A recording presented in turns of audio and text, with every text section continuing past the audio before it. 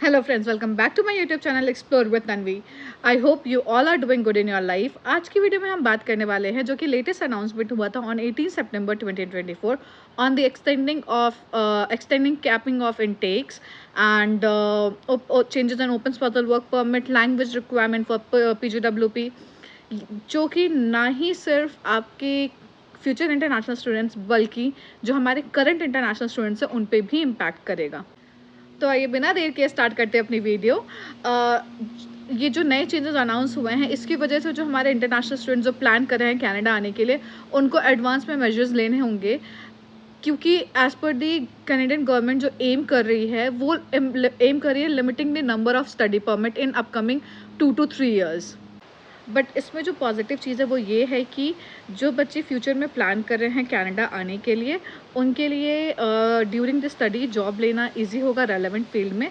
बस उन्हें ये ध्यान रखना होगा कि जब वो अपना प्रोग्राम सिलेक्शन कर रहे हैं वो प्रोग्राम इन डिमांड हो मार्केट में, एंड वो जो अपना एडमिशन ले रहे हैं वो पब्लिक कॉलेज में ले रहे हैं। एज नियर फ्यूचर में जो प्रोसेसिंग है वो कॉम्प्लेक्स और टफ होने वाली। There are significant increase in the temporary residence of Canada from 2019 till 2023. In 2019 the numbers were 437,000 से इंक्रीज हो गई है 1.2 मिलियन हो गई है इन 2023। एंड ये जो फिगर है ये लेवल पे लाने के लिए जो कनाडा ने नए 6 मेजर्स इंट्रोड्यूस किए हैं ऑन 18 सितंबर 2024, जो कि 1 नवंबर 2024 से इम्प्लीमेंट होने वाले हैं। तो अब हम वन बाय वन करके ये जो चेंजेस उन्होंने इंट्रोड्यूस किए हैं उसके बारे में बात करेंगे एंड उसको मैं एलैबोरेट करूँगी वो कैसे फ्यूचर और करंट इंटरनेशनल स्टूडेंट्स पे इम्पैक्ट करने वाले हैं। तो जो आपका फर्स्ट चेंज है वो है आपका लैंग्वेज रिक्वायरमेंट को लेके, जिसमें जो यूनिवर्सिटी से ग्रेजुएट कर रहे हैं उनको CLB 7 चाहिए। अगर आप उसको कन्वर्ट करते हो IELTS में तो it will B 6 in each band. And जो बच्चे कॉलेज से ग्रेजुएट कर रहे हैं उनको CLB 5 चाहिए। If you will convert it into IELTS then it will be 5 in each band to apply for their post graduation work permit from 1 November के बाद जो भी एप्लीकेशन डालेंगे उनको ये स्कोर करना पड़ेगा। एंड मैं एज अ काउंसलर बच्चों को यही सजेस्ट करूँगी जो फ्यूचर में देखो PR के लिए आपको IELTS देना ही पड़ता है, right.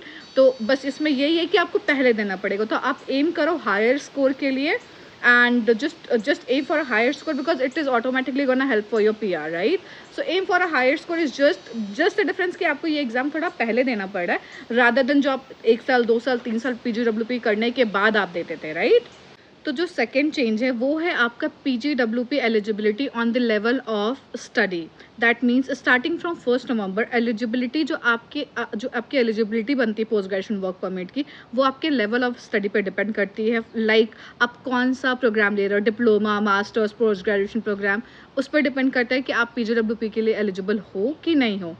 Only graduate from public institution will be eligible for the PGWP if their field of study is related to an occupation in demand and the duration of a PGWP can extend up to 3 years for the qualifying graduates.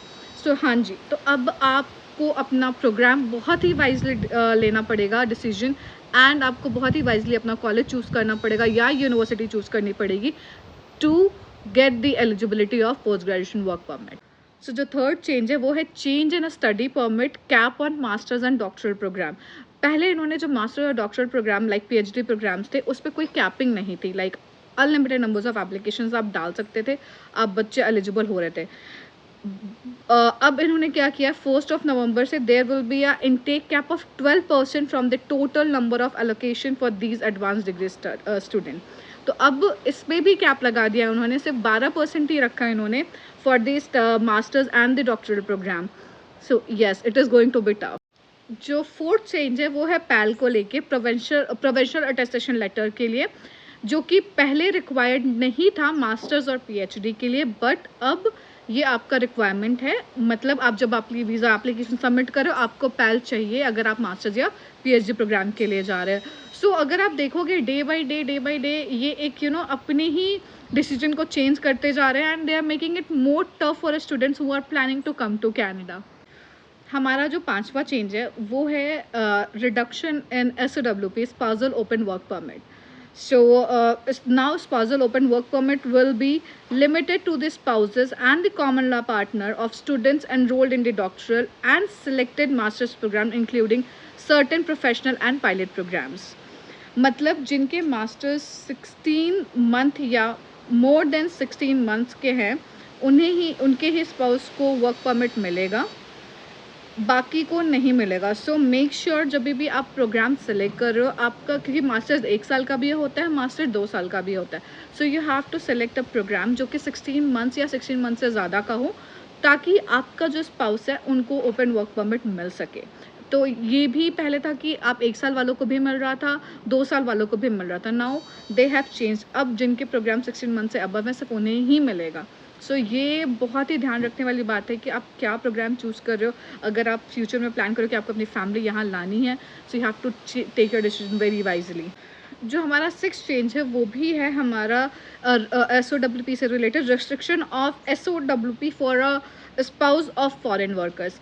Means जो बंदे यहाँ पे काम कर रहे हैं उसमें से भी बहुत ही स्पेसिफिक लोगों के स्पाउस आ सकते हैं, अगर जो प्राइमरी एप्लीकेंट हैं वो किसी मैनेजमेंट फील्ड, प्रोफेशनल ऑक्यूपेशन और लेबर शॉर्टेज में एम्प्लॉयड है, तो ही उनके स्पाउस यहाँ पे अप्लाई कर सकते हैं ओपन स्पाउस वर्क परमिट के लिए. Otherwise they are not eligible.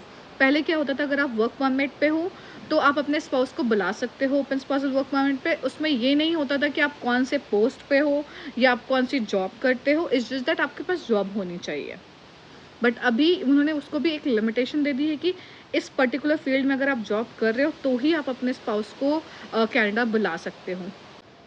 अभी तक के जितने भी मेजर्स गवर्नमेंट की तरफ से लिए गए हैं वो है by aiming the reduction of the numbers of 300,000 fewer study permit application and 175,000 in post graduation work permit over next 3 years.